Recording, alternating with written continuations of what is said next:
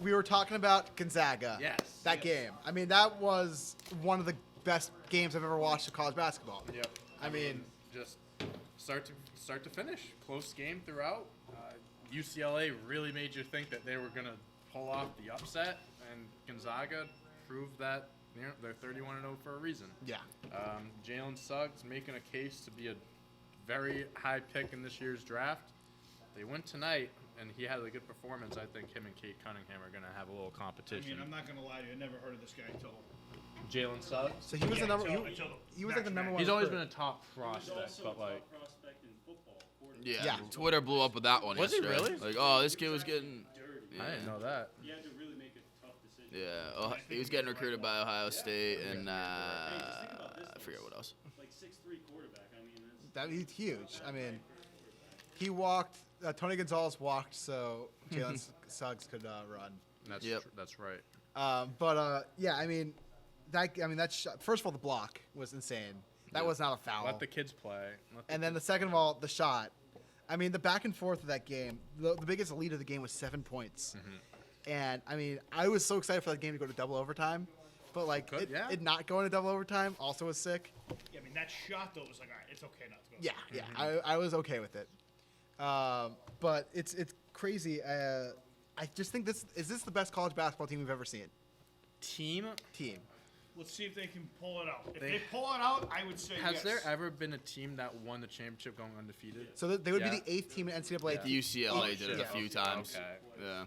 Yeah, Shit, John all right, Wooden. well, yeah. maybe it's not. So as impressive as I thought it was. Gonzaga's looking to be the 8th team in NCAA history to finish the season undefeated. Damn. When's the last time somebody was undefeated? 70s. Yeah, it hasn't happened in 40 years. Okay, so it's been a long Yeah. time. I Maybe mean, it is the modern game is so much more difficult Yeah. than it used Yeah. to be. I mean, I think it's way more impressive I if feel you like could it's do it much now. harder to go undefeated now than it was in the I 70s. mean, all due respect to UCLA teams back in the day, they were dirty, but I mean, this is a totally different game. Yeah. Totally different. Much different. This year, above all, like all other years, this year we've seen that all these lower seed teams can like actually play with like top dogs. So it's like even that more impressive that like this team's going to I chalk that up to no fans. Do you think that plays a huge difference? No fan. What? You think that plays a huge difference? Huge. I think it's massive. I think that we saw so many upsets because, dude, when someone hits a big shot, like, I mean, either way, either side of the, like, either team, like, the crowd's going nuts. The underdogs feel the pressure more with that crowd, and, like, that plays a huge factor, and they're going to crumble under the pressure. They're not used to it. I'm not going to argue with that. I think that's why there's a ton of upsets. Has there been no fans there? I thought there was. So They do have. so many They people. do, but it's not They do. like packed. Yeah. It's very limited. Oh, it's like 11%. Yeah. Yes. Yeah. 11, Exactly 11.5%. 11%. Just 12%. Forget it. Yeah. 12%. Once you get to 12, everyone's getting sick. Yeah.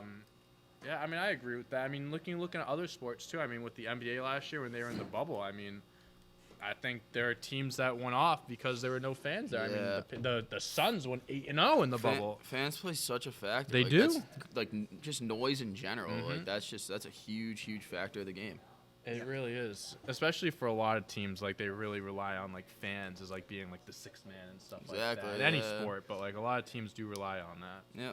Makes a difference. It really does. 100%. Do you think it? I mean, so if it's a neutral, I mean, the games are already played at neutral sites though for the playoffs. I mean, for the tournament.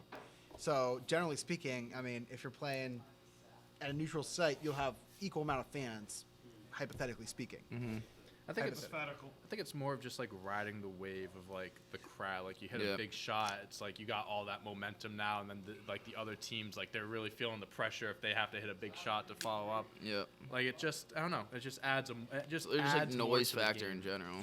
But it's funny, we ended up with chalk with the finals, the two best teams in the country playing Right. each other in the finals. Yep. It's just like yeah, When's the last time there was 2 number 1 seeds Ooh. that went into the finals? that's a good question. Hey, look, Baylor could do it. Like Baylor's like They're good. I mean, they've only lost 2 games this year, so I mean, it's not like it's like they should be. This is there. why you play the game. So yeah, so a little bracket update for us.